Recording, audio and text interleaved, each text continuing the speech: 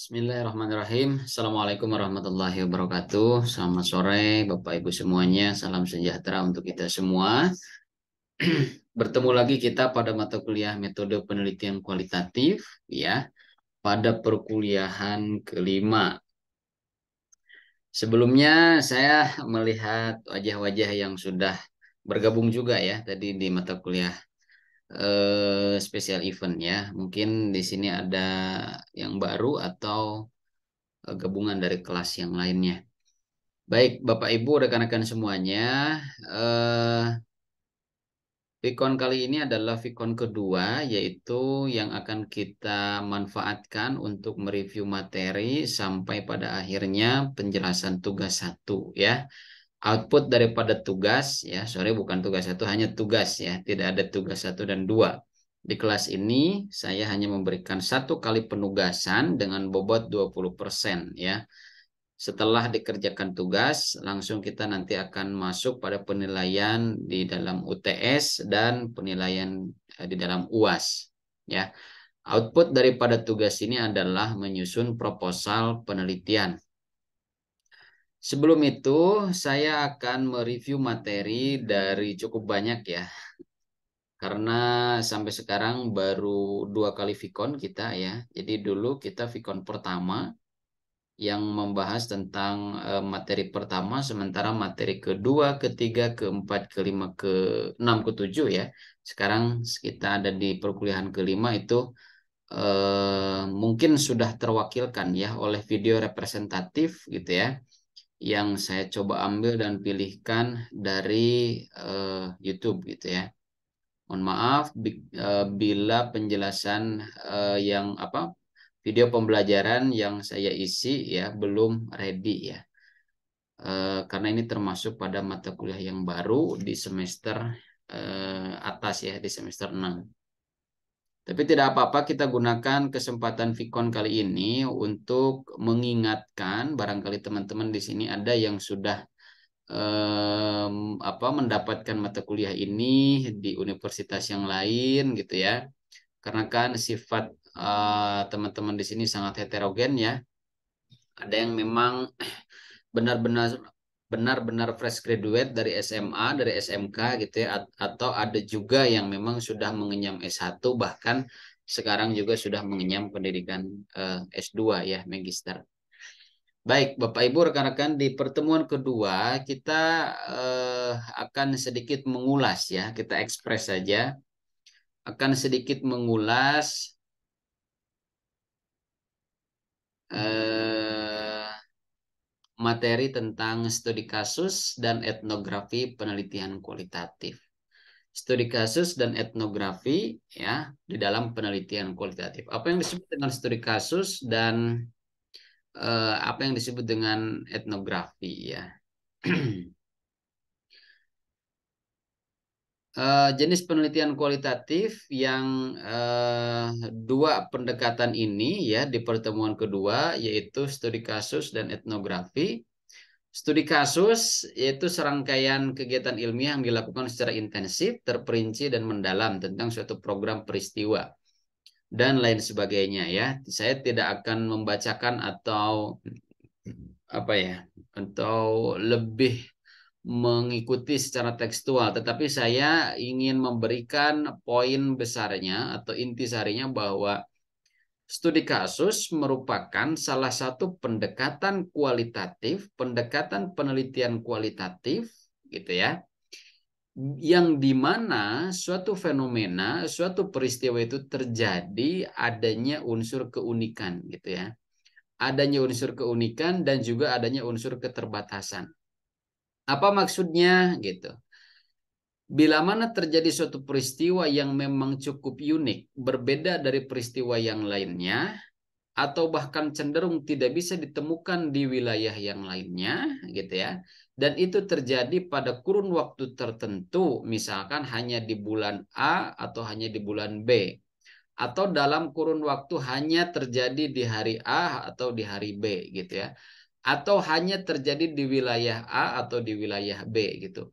Maka ya pendekatan yang bisa kita ambil untuk memahami dan mencari datanya dengan pendekatan studi kasus. ada kasus yang cukup unik ya, yang tidak bisa ditemukan di tempat yang lain. Ada kasus yang unik yang tidak bisa ditemukan pada kurun waktu yang lain kecuali pada waktu harinya hari apa, jamnya jam berapa, bulannya bulan apa. Contoh, di antara beberapa keraton ya, kesultanan yang ada di Indonesia yang saling berdekatan itu ada Keraton Yogyakarta dan Keraton Solo ya. Nah, itu suatu sesuatu yang bisa kita lihat value-nya, ada nilai, ada keunikan di sana. Tentu segala sesuatu yang bersifat keraton gitu ya, yang bersifat kesultanan masih memegang budaya, masih memegang tradisi gitu ya. Nah, salah satunya ada tradisi pencucian benda pusaka ya yang dilakukan oleh Keraton Solo ya, yang dilakukan pada malam satu suro gitu ya. Ada iring-iringan ya abdi dalam keraton membawa beberapa pusaka yang dikeramatkan atau disucikan gitu ya. Iring-iringan itu di apa namanya dimulai atau didahului oleh apa peliharaan dari Keraton Solo ya, itu disebut dengan Kebo Bule ya. Ada beberapa ekor kerbau gitu ya yang memang cenderung warnanya seperti warna bule gitu ya, pirang atau beda dari yang lain gitu. Nah, itu kita tidak bisa menemukan dengan tradisi di keraton-keraton yang lainnya seperti Keraton Jogja, Keraton Cirebon, dan keraton-keraton yang lainnya. Nah, untuk memahami pendekatan atau mencari data, mencari fakta tentang hal itu, kita bisa melakukan pendekatan dengan studi kasus, gitu ya. Karena kasusnya cukup unik, cukup berbeda antara satu lokasi dengan lokasi yang lain. Intinya seperti itu ya. Oke, rambu-rambu pertimbangan penelitian studi kasus, hakikat atau sifat kasus itu sendiri, ya ada otentiknya, bersifat otentik, bersifat original, bersifat beda daripada yang lain, latar belakang terjadinya kasus, ya ada secara latar belakang budaya, latar belakang agama, atau latar belakang historikal, ya. Kemudian setting fisik kasus tersebut, di mana terjadinya, konteks yang mengitarinya meliputi faktor ekonomi, politik, hukum, dan seni, kasus-kasus yang lain yang dapat menjelaskan kasus tersebut, informan yang menguasai kasus yang diteliti. Kalau kita melihat suatu peristiwa, suatu tradisi yang terjadi di lingkungan keraton, maka siapa yang dianggap bisa mewakili datanya, merepresentasikan atas informasi yang kita butuhkan. Misalkan kita boleh menetapkan salah satu abdi dalam daripada Keraton Solo atau Keraton Jogja untuk kita mintai keterangan atau kita wawancarai gitu ya. Ini silahkan dibaca saja ya untuk uraian-uraiannya, tetapi yang ingin saya sampaikan poin-poin besarnya. 5 teknik pengumpulan data dalam studi kasus. Pertama, wawancara mendalam atau in-depth interview ya. Kemudian dokumentasi, observasi terlibat atau aktif partisipasi ya, dan artefak fisik. Kita melihat beberapa peninggalan ya, beberapa dokumen-dokumen yang memang itu dapat menjadi suatu rujukan atas informasi yang kita dapatkan gitu ya, baik melalui tulisan, baik melalui lisan, baik melalui apapun itu. Nah, selanjutnya ada pendekatan yang kedua yang disebut dengan etnografi. Sebetulnya ketika kita melihat suatu peristiwa yang ada, seperti tadi saya contohkan di Keraton Solo ya, Kesultanan Solo itu terkait tradisi malam satu suro untuk mencuci benda pusaka. Kalau kita melakukan pendekatan dengan studi kasus itu sah-sah saja. Tetapi kalau kita juga ingin melakukan pendekatan, mencari data dengan pendekatan etnografi itu sah-sah juga gitu ya. Tetapi etnografi ini lebih mengarah pada sesuatu yang bersifat budaya gitu ya.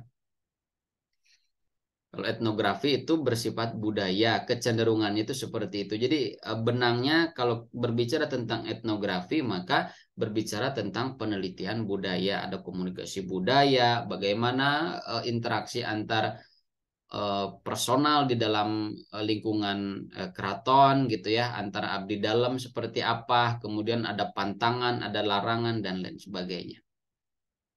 Prinsip-prinsip etnografi pertama mempertimbangkan tentang informan, artinya peneliti harus secara selektif dalam memilih informan yang akan diwawancarai.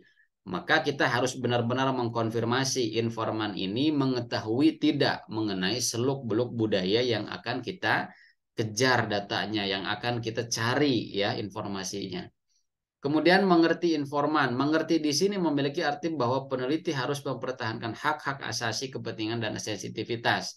Kita juga harus mampu beradaptasi karena kita sebagai peneliti, maka di dalam penelitian kualitatif, peneliti itulah disebut sebagai instrumen utama ya di dalam proses penelitian ya, baik di dalam proses observasi maupun di dalam proses wawancara.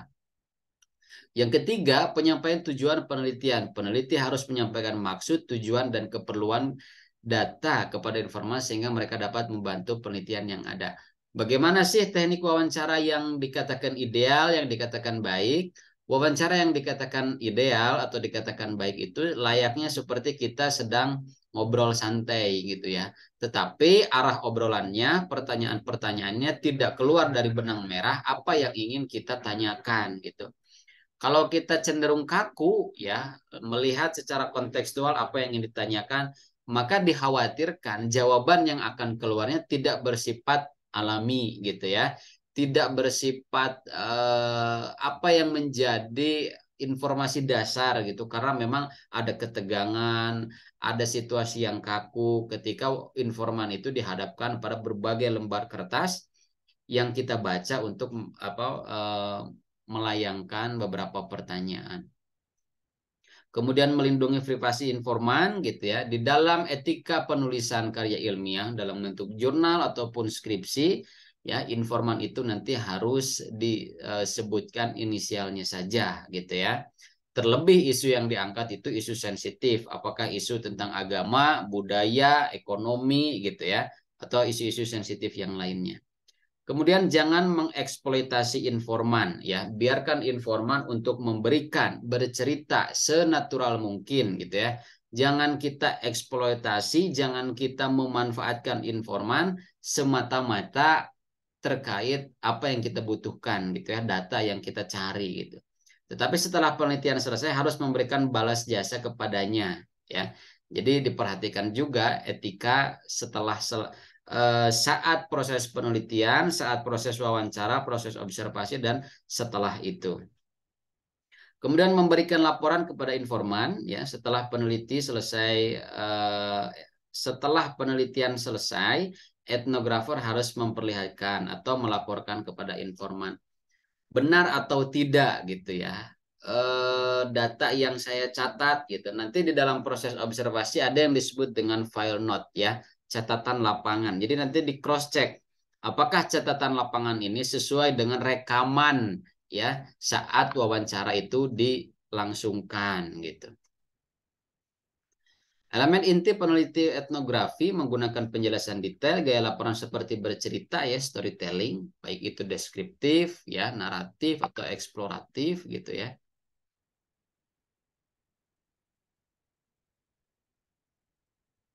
Etnografi komunikasi yakni berupaya melihat pola-pola komunikasi kelompok. Kelompok dalam kerangka ini memiliki pengertian sebagai kelompok sosiologis ya.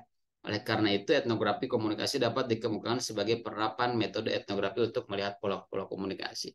Jadi meskipun tadi saya katakan bahwa etnografi itu lebih cenderung meneliti pada isu-isu yang sifatnya budaya, tetapi budayanya itu di dalam konteks budaya komunikasi gitu ya, atau komunikasi budaya gitu. Seperti contoh bahwa isu atau topik yang banyak diangkat oleh mahasiswa S1 gitu ya, misalkan culture shock gitu ya antara mahasiswa Sumatera di Yogyakarta gitu. Jadi ada sesuatu yang memang membuat shock gitu ya. Ada budaya yang dibenturkan antara budaya Sumatera gitu ya, dari Padang contohnya, atau dari mana ya, dari ya banyak lah ya orang-orang misalkan, atau culture shock ya, mahasiswa Papua gitu ya, di lingkungan atau di daerah istimewa Yogyakarta. Jadi ada dua budaya yang dibenturkan, kemudian bagaimana hasil dari benturan itu? Apakah terjadinya apa namanya gap di antara benturan dua budaya itu, atau keduanya bisa saling menyesuaikan gitu. Misalkan dari segi cara bicara, intonasi bicara, kok mahasiswa Papua itu kan seperti ini karakteristiknya. Dibenturkan dengan budaya Jawa, khususnya dengan budaya Jogja yang sangat lemah lembut dan lain sebagainya. Nah, bagaimana pola komunikasi yang dibenturkan itu pada akhirnya seperti apa? Apakah menciptakan suatu gaya komunikasi yang baru, atau keduanya masih bisa menyesuaikan gitu, dengan tidak kehilangan identitas masing-masing gitu. Itu yang dimaksud dengan etnografi komunikasi ya. Ini silahkan dibaca saja untuk uraian-uraian pelengkapnya ya. Kemudian untuk materi ketiga kita berbicara tentang fenomenologi dan analisis naratif. Nah, kembali lagi bahwa pendekatan yang lain yang dapat digunakan di dalam penelitian kualitatif itu adalah selanjutnya menggunakan pendekatan fenomenologi. Ya, secara sederhana, ya, secara garis besar, saya ingin mengatakan bahwa fenomenologi itu suatu pendekatan di dalam penelitian kualitatif berdasarkan pengalaman sadar manusia, baik itu perseorangan, individu ataupun kelompok. Ya, syarat utamanya itu fenomenologi itu mencari suatu realitas, suatu fenomena berdasarkan pengalaman sadar yang dialami oleh individu atau oleh kelompok. Itu yang disebut dengan pendekatan fenomenologi. Karena menurut fenomenologi juga, pengalaman seseorang, pengalaman sekelompok orang menjadi bagian daripada sumber ilmu pengetahuan. Itu yang dijelaskan di dalam asumsi fenomenologi gitu. Apa yang dialami oleh seseorang atau sekelompok orang yang memang belum banyak dialami juga gitu ya, itu menjadi salah satu sumber pengetahuan gitu. Tetapi syaratnya dialami di dalam konteks sadar gitu. Banyak sekali pendekatan-pendekatan yang bisa kita teliti melalui pendekatan fenomenologi gitu ya. Kemudian berbicara tentang analisis naratif. Ini ciri-ciri fenomenologi ya. Sesuai dengan penyebutannya, studi fenomenologis menekankan pada dimensi fenomena atau pengalaman. Eksplorasi fenomena itu dilakukan pada kelompok individu, bukan individual ya. Jadi sebetulnya bisa pada individu ataupun kelompok individu. Ini karena studi fenomenologi hendak mendeskripsikan apa yang dialami dan bagaimana individu-individu itu mengalami suatu peristiwa untuk kemudian dicari esensi atau pengalaman yang sifatnya universal. Ya. Ini silahkan dibaca nanti tahapan-tahapan interpretatif fenomenological analisis ya, cara menganalisis suatu fenomenologi gitu. Kemudian analisis naratif. Nah, kita sering dihadapkan atau disuguhkan pada cerita-cerita ya, cerita sejarah, cerita mitos, cerita masa lampau gitu ya. Nah, pendekatan naratif ini ya biasanya dapat kita lihat pada sumber-sumber baik itu yang sifatnya tekstual maupun audiovisual gitu. Bagaimana kita melakukan analisa gitu ya, analisis naratif gitu.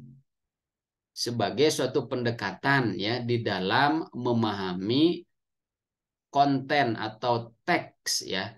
Nah, kalau berbicara tentang analisis naratif, ini juga berangkat dari paradigma hermeneutik sebetulnya ya. Jadi membicarakan pada bagaimana teks sebagai sumber daripada pengetahuan itu.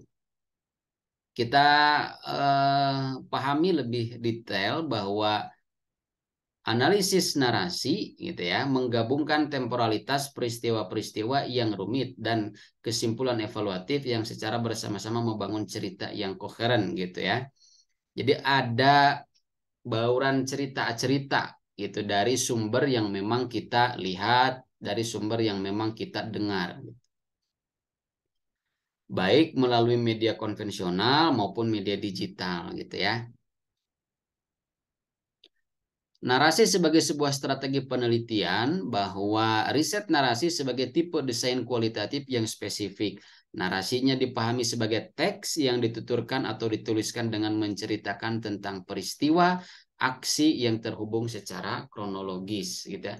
Ada dua kunci di dalam definisi analisis naratif yaitu narasi atau cerita dan kronologis ya. Bagaimana ceritanya dan bagaimana kronologisnya. Seperti berita di televisi ya yang menghasilkan atau mengisahkan banjir bandang dan lain sebagainya. Bagaimana suatu muatan informasi yang dibalut dengan cerita itu kita bisa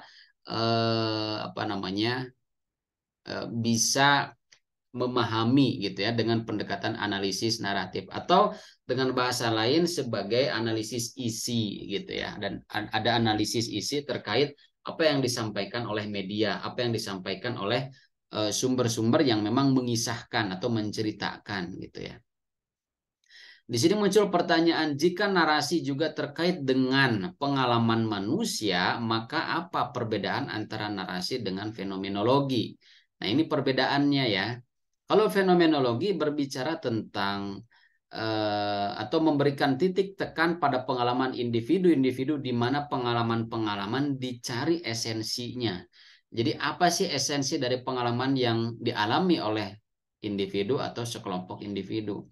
Tetapi analisis narasi mencari pengalaman individu atau kelompok individu, tapi yang lebih ditekankan adalah cerita atas pengalaman itu. Jadi ceritanya seperti apa? Sebetulnya dua pendekatan ini merupakan pendekatan yang saling melengkapi di antara di antara dua ini, fenomenologi dan analisis narasi gitu ya. Bentuknya berupa cerita tetapi bersumber dari pengalaman sekelompok orang atau pengalaman individu ya. Oke, itu ya singkat saja karena kita harus mengejar ya. Saya memiliki ini rencana mudah-mudahan bisa terkejar sampai materi ketujuh gitu ya. Agar di dalam pengerjaan tugas ya, penyusunan proposal, teman-teman bisa lebih memahami.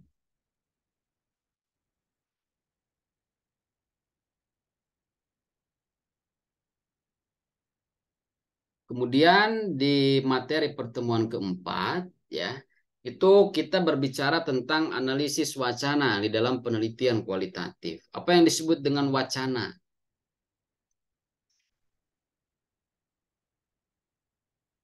Analisis wacana merupakan kajian yang membahas tentang wacana, dan wacana itu sendiri adalah bahasa yang digunakan untuk berkomunikasi. Analisis wacana menekankan kajian penggunaan bahasa dalam konteks sosial, khususnya dalam interaksi antar penutur. Karena bahasa adalah aspek sentral dari penggambaran suatu objek atau peristiwa dalam pemberitaan, dan lewat bahasa ideologi terserap di dalamnya, maka aspek inilah yang menjadi yang dipelajari dalam analisis wacana ya. Analisis wacana ini biasanya kita dapat gunakan di dalam membedah muatan pesan yang terkandung di dalam sebuah film gitu ya. Jadi teman-teman boleh melakukan kajian ilmiah meneliti tentang suatu film gitu ya. Melalui apa? Melalui pendekatan analisis wacana. Analisis wacana adalah studi tentang struktur pesan dan telaah mendalam mengenai aneka fungsi bahasa di dalam komunikasi. Analisis wacana adalah alternatif terhadap kebuntuan-kebuntuan dalam analisis media yang selama ini lebih didominasi oleh analisis isi konvensional dengan paradigma positif atau konstruktif.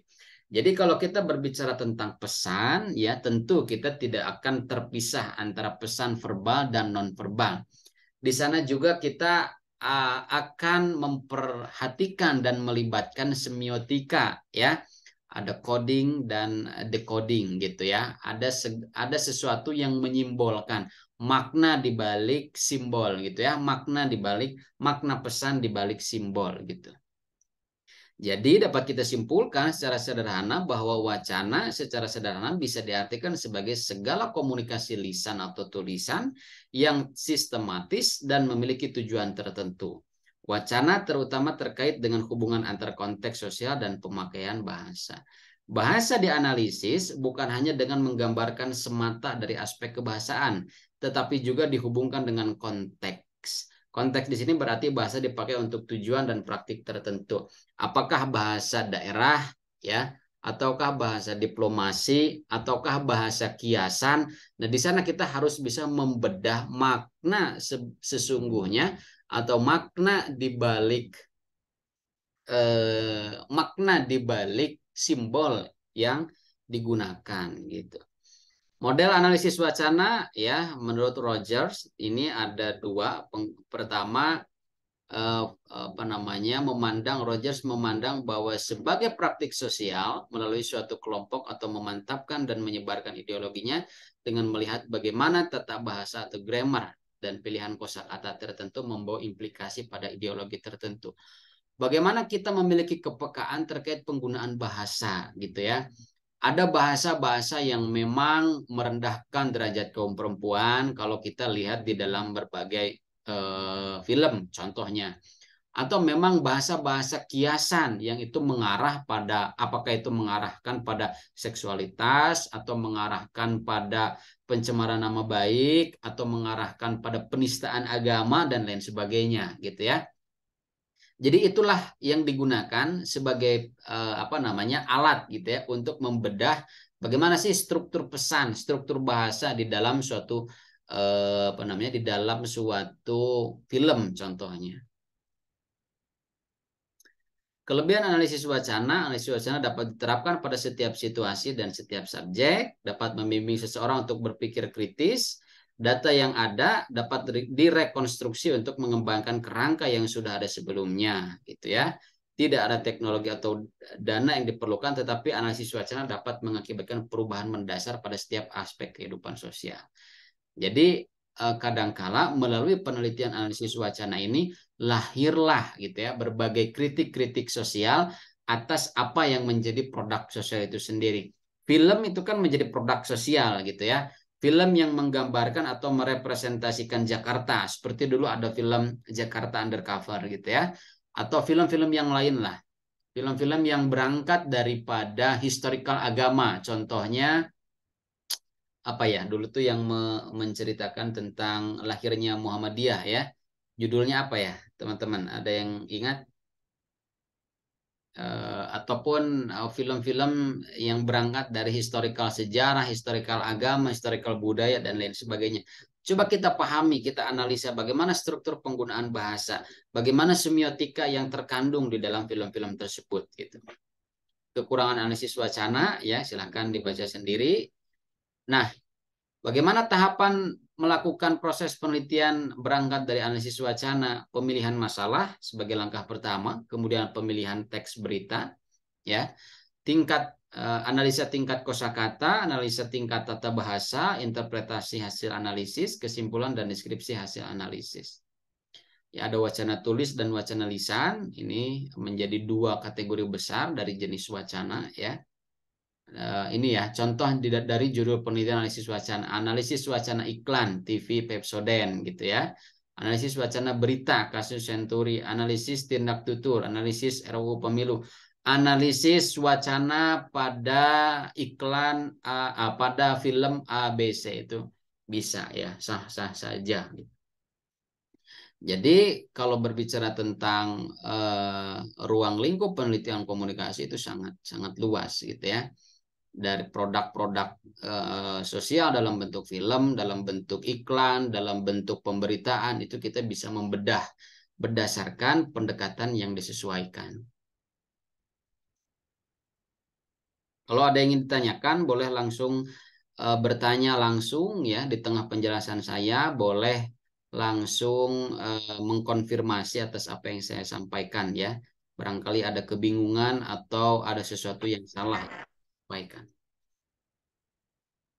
Kemudian kita masuk pada materi pertemuan kelima yang berbicara tentang analisis semiotika dalam penelitian kualitatif. Tadi saya sudah menyinggung apa yang disebut dengan semiotika ya. Semiotika ya, ini kita masuk pengertian semiotika. Semiotik berasal dari kata Yunani ya, yaitu semiotikos yang berarti penafsir tanda atau mengamati tanda. Ya. Alex Sobor menganggap semiotik sebagai suatu model ilmu sosial yang memahami dunia sebagai sistem hubungan yang memiliki unit dasar yang disebut tanda. Jadi dapat disimpulkan ya dari beberapa asal-usul kata di atas ya bahwa semiotika berarti ilmu analisis tanda atau studi tentang bagaimana sistem penandaan berfungsi ya. Ada coding dan encoding. Apa sih yang apa sih makna di balik tanda itu? Apa sih makna sesungguhnya? Apa sih makna pesan di balik kode itu ya? Semiotika berhubungan erat dengan ilmu sosial yang merupakan bagian dari kehidupan sosial. Bentuknya bisa bagian dari psikologi sosial dan psikologi umum, biasanya disebut dengan semiologi. Rekan-rekan semua, zaman saya kuliah di Jogja itu masih sering terjadi demo ya. Demo baik itu kritik terhadap pemerintah pusat maupun pemerintah daerah gitu. Saya kuliah di Jogja, di UIN Jogja S1 saya, di mana persimpangan UIN itu ya yang sebagai jalur utama ya ke arah mana ya? Ke arah timur itu di sana tembus sampai ke Solo gitu. Tetapi di Jalan Laksda Adi Sucipto itu merupakan persimpangan besar yang memang sering terjadi demonstrasi mahasiswa ya. Terkadang yang dirusak oleh mahasiswa itu adalah ini ya lampu merah gitu ya, lampu lalu lintas gitu ya yang mengatur jalannya lalu lintas ya. Ada lampu merah, lampu hijau, lampu kuning gitu ya. Kenapa mahasiswa sampai merusak gitu ya, merusak tatanan sosial yang mengatur jalannya arus transportasi di jalan raya? Bahwa salah satu informasi yang saya dapatkan bahwa lampu itu gitu ya, lampu lalu lintas itu atau biasanya lampu merah gitu ya di stopan gitu ya, itu dimaknai sebagai suatu simbol ya, suatu simbol instrumen pemerintah untuk mengatur masyarakat gitu ya. Ketika kita lampu merah kita semuanya diam berhenti gitu ya. Ketika lampu hijau kita disuruh untuk jalan. Maka lampu merah ya, stopan itu tadi dimaknai sebagai suatu simbol instrumen ya untuk mengatur masyarakat. Perpanjangan tangan daripada kekuasaan pemerintah pusat. Nah, hal tersebut dapat kita maknai sebagai suatu semiotika bahwa ada simbol-simbol yang dimaknai seperti itu gitu ya. Pesannya atau substansi pesannya adalah ya lampu lalu lintas itu dimaknai sebagai suatu instrumen yang mengatur ya, yang mengatur atas kekuasaan pemerintah. Meskipun apakah itu benar atau salah, tetapi bagaimana kita melihat dan memaknainya itulah yang disebut dengan semiotika. Ada simbol ya, ada makna terselubung, ada makna tersembunyi di balik simbol itu tadi, di balik tanda itu tadi. Tokoh semiotika ada Ferdinand de Saussure ya, ada Charles, ada Roland ya. Setidaknya ada 3 tokoh semiotika ya, yang dimana setiap tokoh ini memiliki asumsinya sendiri gitu ya. Menurut Ferdinand de Saussure bahwa tanda-tanda disusun dari 2 elemen yaitu aspek citra tentang bunyi dan sebuah konsep di mana citra bunyi disandarkan. Ia mendefinisikan tanda linguistik sebagai entitas 2 sisi. Sisi pertama disebutnya sebagai penanda dan sisi kedua disebut sebagai petanda gitu ya. Kalau berbicara tentang semiotika yang sangat sederhana ya di zaman dulu gitu kan, kita ngeronda ada kentongan gitu ya. Satu kali pukul itu tandanya apa, dua kali pukul tandanya apa, tiga kali pukul tandanya apa, atau tidak beraturan pukul-pukul-pukul itu tandanya apa. Itu kan bentuk sederhana daripada semiotika, tanda dan simbol yang menyimbolkan, oh sekali pukul ini tandanya ini gitu ya. Kurang lebih seperti itu. Tetapi kalau kita lihat di zaman sekarang itu memiliki kompleksitas yang cukup rumit gitu ya terkait dengan semiotika. Begitupun dengan asumsi-asumsi dari tokoh-tokoh yang lain gitu. Kemudian pembagian semiotika ada semantik, ada sintaktik dan ada pragmatik ya. Semantik kajian semiotika mengkaji hubungan antara tanda-tanda dan hal-hal yang dirujuk ya, membedah objek dari tanda atau sistem penandaan. Sintaktik itu berfokus pada hubungan tanda-tanda dalam struktur formal. Pragmatik semiotika mengkaji hubungan antara tanda-tanda dan efek yang terjadi pada orang-orang yang menggunakannya gitu. Tentu semantik, sintaktik, dan pragmatik ini saling berhubungan sebetulnya ya, satu dengan yang lainnya. Contoh aplikasi semiotik dalam penelitian, judul penelitian, representasi kecerdasan balita dalam iklan susu. Studi semiotik, iklan susu, formula, Frisian Flag, dan SGM di televisi. Bagaimana representasi kecerdasan balita di dalam iklan susu gitu ya? Apakah balita sudah bisa memilih ya? Susu mana yang memiliki kualitas yang baik, ya susu mana yang memiliki rasa yang lebih enak gitu dan lain sebagainya. Oke, ini materi pertemuan kelima. Kita ekspres. Keenam dan ketujuh ini cukup singkat ya.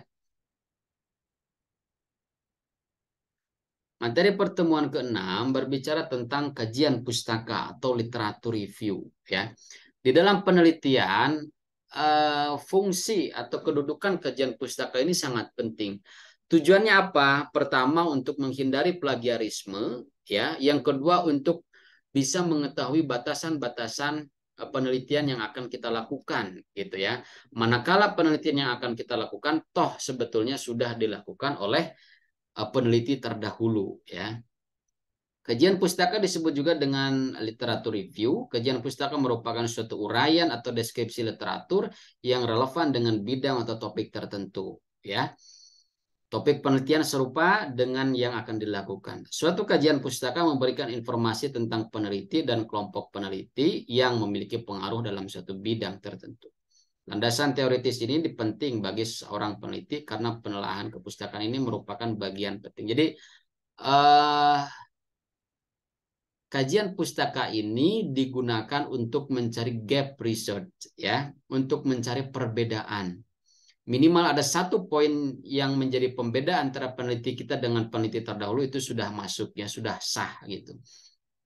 Apakah perbedaan dalam konteks teori atau dalam konteks metode atau dalam hal subjek dan objek penelitian atau yang lainnya gitu ya. Nah, ini apa namanya? Kajian pustaka atau literatur review ya teman-teman, nanti saya minta untuk mencari 5 literatur review minimal atau maksimal ya 5 tahun terakhir ya. Kalau sekarang 2023 ya dihitung mundur saja gitu. Baik dari skripsi, tesis ataupun dari jurnal gitu ya. Nanti dibuat tabulasi ya, nanti formatnya ada di dalam apa namanya? Di dalam tugas. Intinya itu ya teman-teman, kajian pustaka atau literatur review itu sebagai bahan patokan kita. Oh oke, penelitian tentang ini sudah ada, tetapi di lokasi ini belum ada. Lalu metode yang digunakannya, kalau penelitian terdahulu menggunakan kuantitatif, kita sekarang menggunakan kualitatif. Kalau penelitian terdahulu menggunakan teori ini, maka saya akan menggunakan teori ini, gitu ya. Satu elemen yang berbeda saja itu sudah masuk ya, sudah bisa kita lakukan penelitian serupa. Terlebih kalau perbedaannya itu ada 1, 2, dan 3 poinnya gitu ya. Misalkan dari segi metodenya berbeda, kemudian dari segi subjek penelitiannya berbeda, meskipun objek penelitian sama, kemudian dari teori yang digunakannya juga berbeda.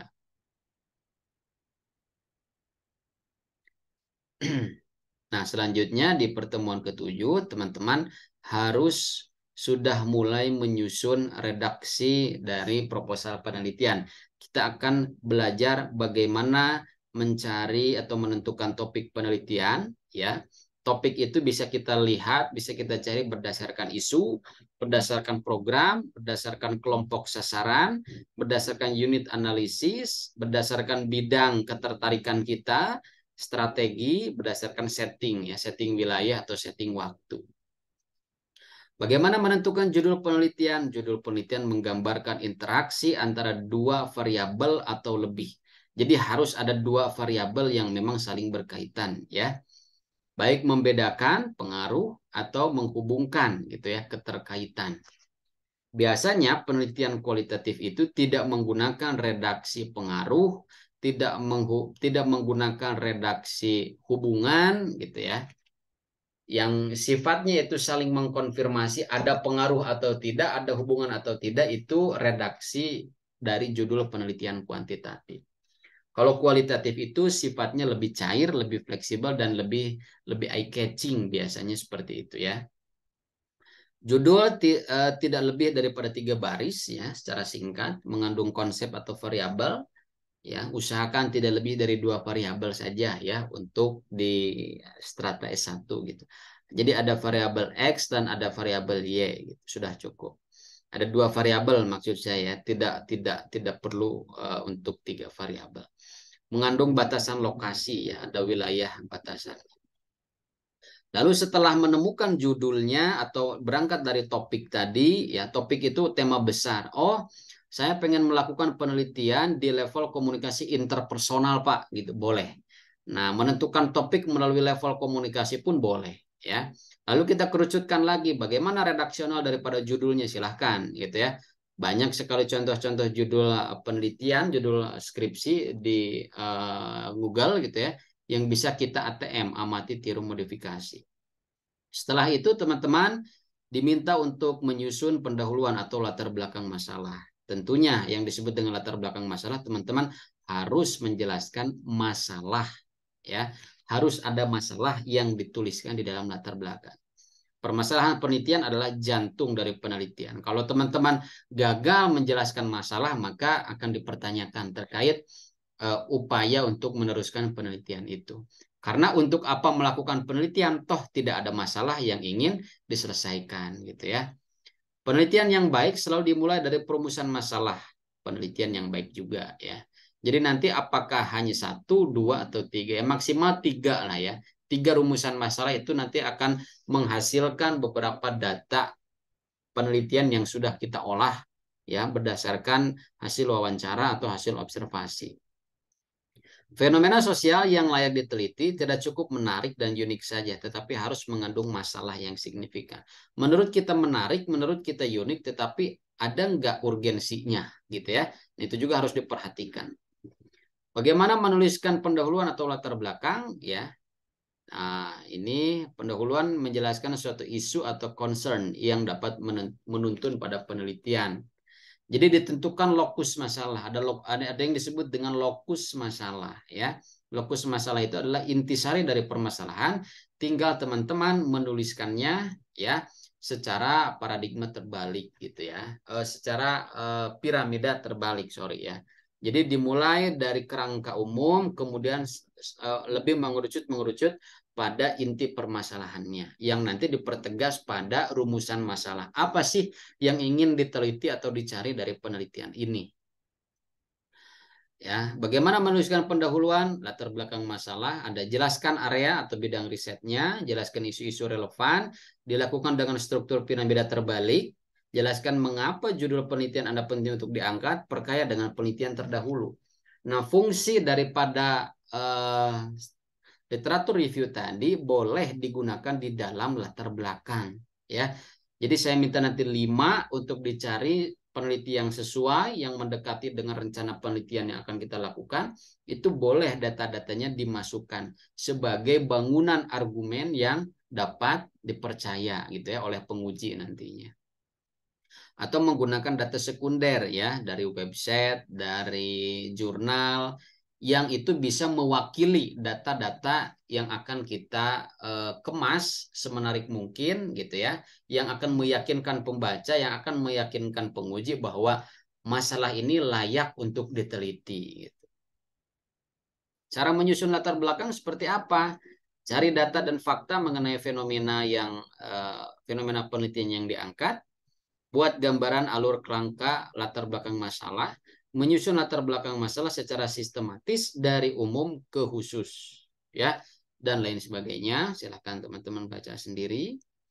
Nah, apa yang disebut dengan masalah penelitian? Pertama, adanya kesenjangan antara idealnya dengan kenyataannya, ya.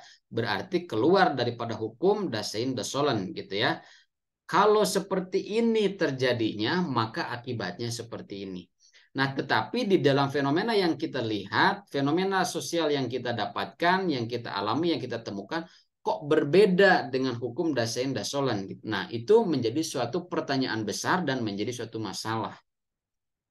Kemudian keberhasilan dari suatu program komunikasi atau strategi komunikasi tertentu.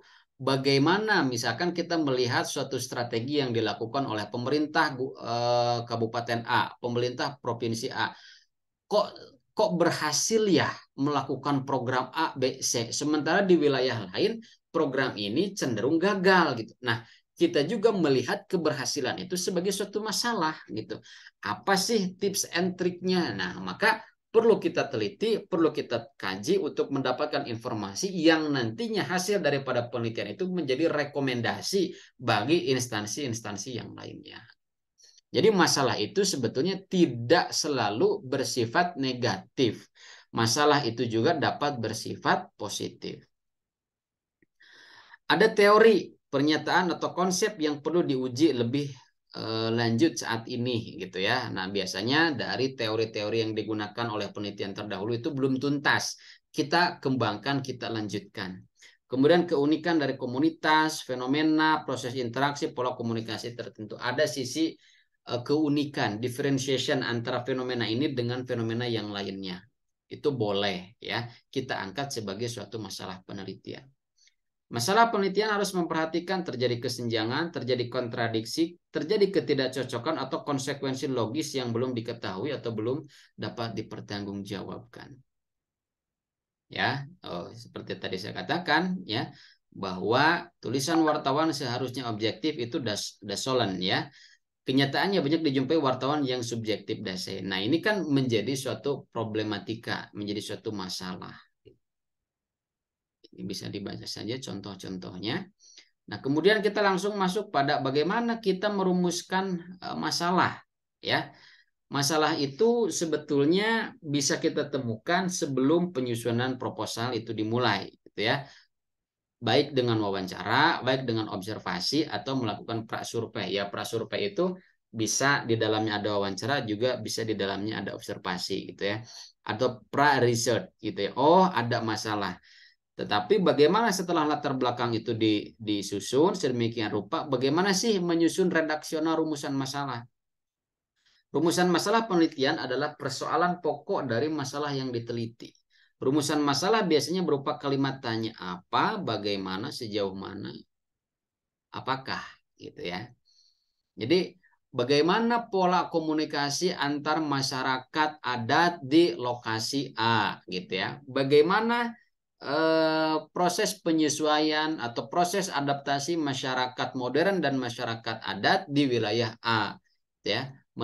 Bertanya tentang bagaimana. Setelah itu apakah ada faktor gitu atau seperti apa ya faktor penghambat ya di dalam proses komunikasi sosial di lingkungan A gitu. Terus seperti apa faktor pendukung gitu ya di antara proses komunikasi sosial di wilayah A, B, C gitu.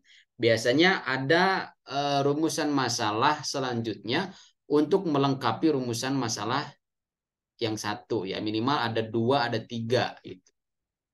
Ada dua rumusan masalah dan ada tiga ya.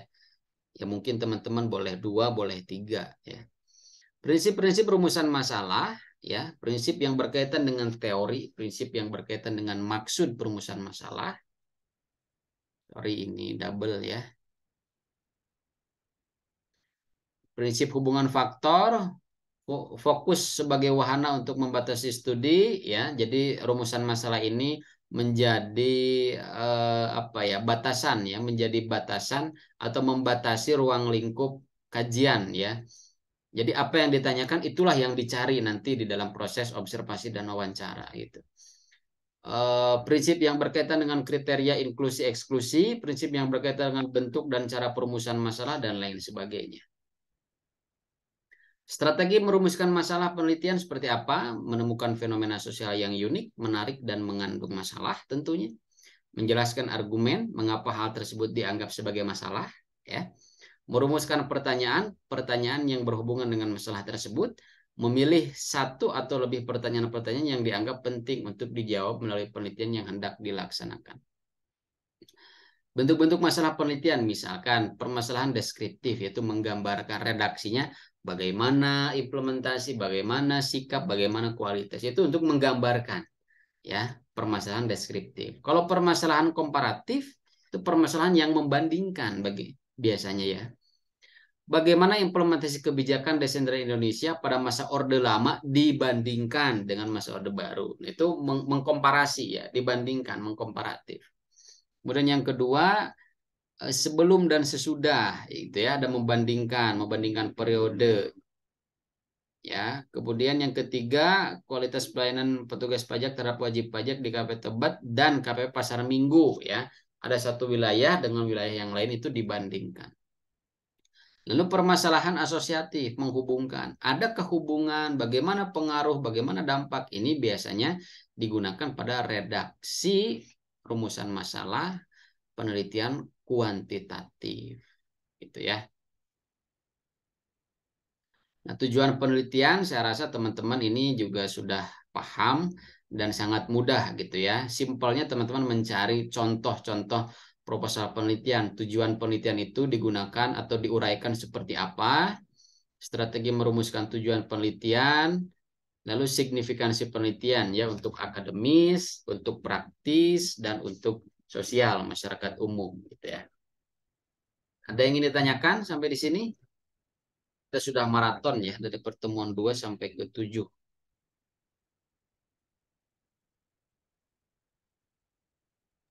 Ya, izin Pak, ini Ada yang... materi 67 belum di submit ya Pak?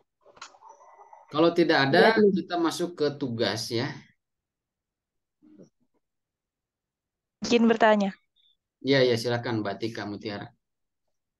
Iya, untuk materi 67 tadi ini belum di Belum, adlink ya Pak? Oke. belum, belum. Terus sama untuk metode penelitian nih Pak. Hmm, Biasanya kan bingung nih. Jadi metode penelitian itu kita kan menentukan misalnya nih kualitatif kan, ya. kualitatif. Terus apa perlu disebutkan kayak tadi eh, metode penelitian kualitatif fenomenologis dengan analisa gitu. Apa atau Oh, bagaimana Pak untuk itu menjelaskan di biasanya kalau menyebutkan pendekatannya itu ada di anak judul, Mbak Tika, ya. Misalkan contoh judul penelitian kualitatifnya adalah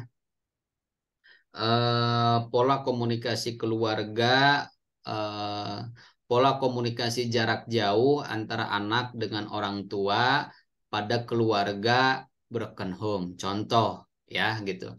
Terus di sana analisis atau studi fenomenologi pada keluarga broken home di kota Depok, di kota Jakarta. Contoh. Jadi ada penegasan untuk pendekatan penelitiannya itu biasanya ditulis di judul, di anak judul gitu, ya, di dalam tanda kurung gitu Mbak Tika, ya. Atau boleh oh enggak. mencari contoh-contoh yang lainnya. Kalau nanti masih keliru, ya kita nanti koreksi bareng-bareng gitu. Oh baik. Jadi nggak perlu Uh-uh. disebutin di metode penelitian ya Pak? Boleh, nanti ada penegasan lagi kalau di dalam metode penelitian, ya, di dalam proposal itu nanti dijelaskan lagi gitu. Ya, nanti Oh, mengikuti template saja, ya. Atau misalkan oh baik. begini, Mbak Mbak Tika, ya. Mbak Tika ini tertarik untuk menganalisis film, menganalisis isi iklan, ya, menganalisis isi berita online gitu. Langsung saja gitu, analisis wacana pada tayangan film atau pada tayangan iklan apa gitu ya, di media mana. Nah, dengan dituliskannya analisis wacana itu kan sudah menunjukkan oh pendekatannya melalui pendekatan analisis wacana. Kalau analisis wacana orang yang baca sudah langsung ngeh, oh ini penelitian kualitatif gitu. Jadi tidak perlu lagi ada yang sifatnya perlu dipertegas di dalam anak judul gitu ya, pendekatan penelitiannya menggunakan apa, ada yang memang cukup di judul utama saja gitu. Nanti masalah redaksi itu masalah apa namanya, pendekatannya di mana ditulisnya atau perlu atau tidak nanti itu sambil berjalan ya, Betika. Saya rasa itu tidak menjadi hal yang berat gitu. Oke. Baik Pak, terima kasih. Oke, sama-sama. Ada yang ingin ditanyakan lagi dari yang lain?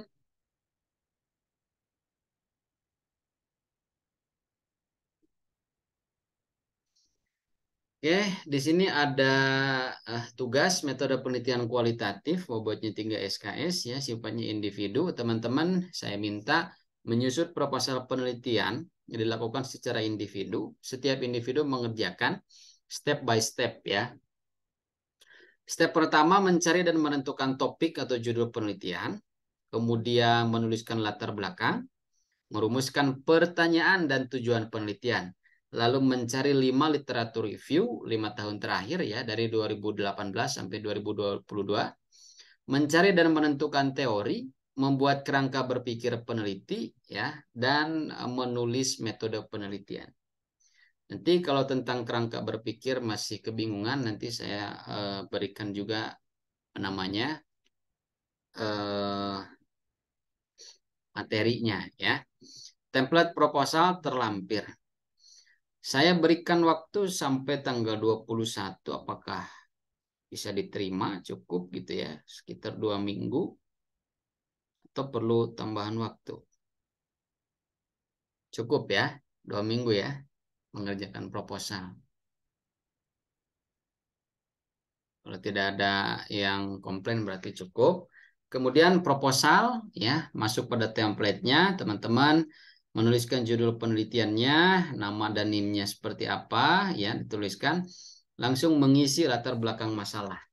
Saya minta tuliskan latar belakang masalah 5-6 halaman yang membuat masalah penelitian sesuai dengan judul yang ditulis ya, berdasarkan materi-materi pada materi perkuliahan yang sudah tadi saya jelaskan.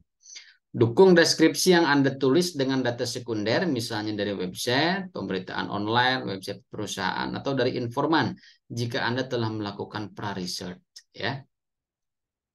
Lalu setelah itu rumusan masalah. Setelah menuliskan latar belakang masalah, tulis poin-poin rumusan masalah penelitian sebanyak 2-3 rumusan masalah.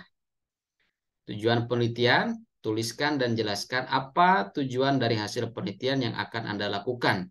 Tulis minimal 1 paragraf. Manfaat penelitian, tuliskan nama dari hasil penelitian Anda. Ya, tuliskan manfaat dari hasil penelitian Anda dalam 2 poin. Manfaat teoritis dan manfaat praktis. Tinjauan pustaka. Ya, saya minta mencari 5 tinjauan pustaka yang memiliki relevansi yang dekat dengan rencana penelitian Bapak Ibu semuanya ya. Setelah itu lakukan tabulasi ya. Nama penelitinya siapa? Ya, tentu di dalam konteks 5 tahun terakhir. Judul penelitiannya apa dan perbedaan atau gap research-nya apa. Oh, penelitian terdahulu dengan penelitian yang akan saya lakukan memiliki perbedaan pada lokasi penelitian, subjek penelitian, teori penelitian misalnya. Atau hanya ada satu saja, hanya berbeda pada subjek penelitian, yang lainnya sama, boleh. Gitu ya. Ini diisi ya sebagai contoh. Lalu landasan teori, tuliskan dan jelaskan teori yang Anda gunakan dalam penelitian. Bisa menggunakan 1 atau 2 teori yang saling mendukung. Jelaskan definisi, model, dan lain-lain tentang teori tersebut. Ya, jadi minimal harus ada 1 grand teori yang digunakan sebagai pisau analisis ya, di dalam menjelaskan temuan-temuan data dari lapangan. Kemudian kerangka berpikir, buatlah kerangka berpikir penelitian dalam 1 lembar yang terpisah. Kerangka berpikir dibuat dalam bentuk bagan dan tidak boleh terpotong oleh halaman selanjutnya. Kerangka berpikir itu berbentuk diagram pohon gitu ya, diagram pohon. di mana pada kolom pertama atau kotak pertama itu menjelaskan masalah yang akan diteliti. Kemudian turun ke bawah itu biasanya menjelaskan teori apa yang akan digunakan. Turun lagi ke bawah itu biasanya menjelaskan sub-sub bagian daripada teori ya. Teori itu berbicara tentang asumsi A, B, C, D. Nah, bagaimana asumsi-asumsi itu atau model-model dari teori-teori itu bekerja sampai pada akhirnya teman-teman menuliskan hipotesa atau hasil sementara yang kemungkinan akan didapatkan dari proses penelitian. Nah, kemudian menyusun metode penelitian, dijelaskan jenis penelitiannya apa, tentu kualitatif ya, yang saya minta itu pendekatannya apa ya, apakah fenomenologi atau etnografi seperti tadi yang ditanyakan Mbak Tika. Di sini dipertegas lagi. Lalu subjeknya siapa ya? Subjeknya itu adalah orang yang kita teliti. Kalau objek itu permasalahan yang akan kita teliti, dijelaskan di sini. Sumber datanya ada primer dan sekunder, jelaskan. Misalkan sumber data primer ya berasal dari informan utama. Kalau sumber data yang sifatnya sekunder bisa dari data hasil observasi, bisa dari literatur review, dan lain sebagainya. Metode pengumpulan datanya menggunakan apa? Ya, secara umum biasanya di dalam penelitian kualitatif itu menggunakan wawancara, observasi, FGD ya atau dokumentasi juga gitu. Lalu metode analisis datanya ya menggunakan apa? Misalkan dari Habermas gitu ya. Ada reduksi data, ada paparan data dan penarikan kesimpulan ya. Yang ini ya. Lalu triangulasi atau keabsahan datanya menggunakan apa? Ya, ya keabsahan data untuk mengcross-check valid dan tidaknya, untuk mengcross-check derajat kepercayaan informasi yang kita dapatkan menggunakan triangulasi. Triangulasi itu ada beberapa kategori. Pertama, sumber data ya. Sumber data itu dari informan ya. Jadi teman-teman saling mengcross-check data dari informan A sesuai tidak dengan data yang disampaikan oleh informan B.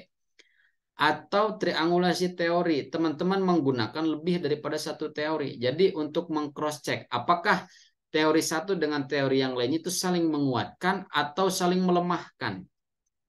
Atau triangulasi metode ya.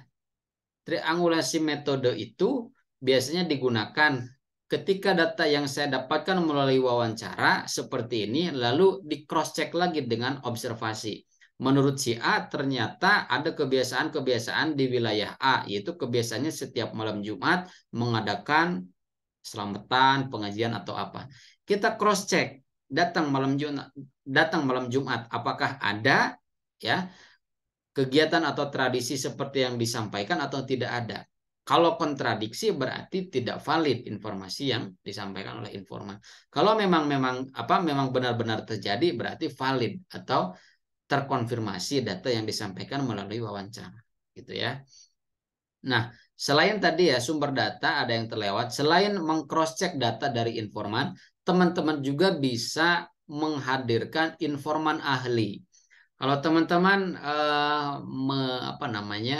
meneliti tentang analisa wacana ya, yaitu membedah struktur pesan, struktur bahasa di dalam sebuah iklan, di dalam sebuah film. Nah, untuk mengkonfirmasi dari hasil analisa kita sendiri, maka wawancarailah orang pakar ya, pakar semiotik gitu ya, yang memang ahli di bidang struktur bahasa, verbal, nonverbal, tanda, simbol dan lain sebagainya. Itu untuk memperkuat kita di dalam proses triangulasi ya keabsahan data. Jadi datanya benar-benar absah gitu, benar-benar dapat dipertanggungjawabkan. Lalu tuliskan daftar pustaka atau referensi yang digunakan dalam penyusunan proposal penelitian. Susun penulisan daftar pustaka berdasarkan urutan abjad gitu ya. Dimulai dari kalau ada yang dimulai dari namanya A ya A dulu, kemudian B, B, C, C gitu ya. Dan teman-teman juga perhatikan bagaimana penulisan daftar pustaka gitu ya. Ada namanya dibalik, nama akhirnya dibalik, lalu koma, lalu dilanjutkan dengan nama selanjutnya gitu ya. Jadi nama di depan itu ada dari tengah-tengah ya, ada di tengah-tengah. Oke, sampai di sini ada yang ingin ditanyakan. Apakah dapat dipahami pengerjaan tugasnya?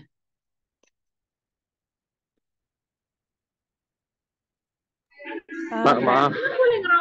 Ya, ya boleh. Silahkan. Gimana Pak Mustafa? Pak, maaf saya kan baru masuk ikut ini Pak Zoom ya.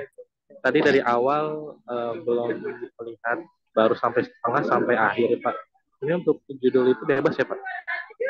bebas untuk judul, tetapi nanti saya akan koreksi satu persatu gitu ya. Apakah memang sudah terdapat dua variabel, ataukah memang keluar daripada ciri penelitian kualitatif? Misalkan berangkat dari penelitian kualitatif, kok judulnya penelitian kuantitatif? Nah, nanti saya akan berikan catatan, akan berikan koreksi gitu ya. Tetapi untuk mempermudah saya di dalam mengkoreksi, Bapak Ibu, rekan-rekan semuanya, silahkan mencari contoh-contoh redaksi judul penelitian kualitatif atau kuantitatif agar tidak mudah tertukar. Gitu ya, Pak Mustafa ya. Baik Pak, terima kasih. Siap, siap, sama-sama. Ada lagi yang ingin ditanyakan?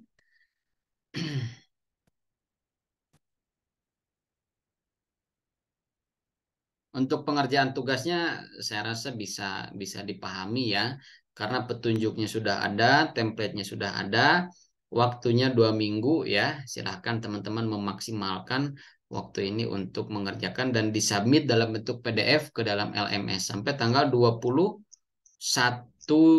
Mei ya 2023 jam 12 malam. Oke, kalau dirasa cukup jelas dan dapat dipahami ya. eh, saya rasa saya cukupkan sekian untuk Vicon kita, review materi dan penjelasan tugas. Ya, saya harapkan pengerjaan tugas ini dikerjakan dengan maksimal karena hanya satu kali saya memberikan tugas, nanti akan berlanjut pada UTS dan UAS. Terima kasih atas atensinya. Silakan ditunggu di LMS akan saya upload tugas dan dokumentasi atau rekaman daripada Vicon kita pada sore hari ini. Terima kasih, selamat beraktivitas. Assalamualaikum warahmatullahi wabarakatuh. Waalaikumsalam.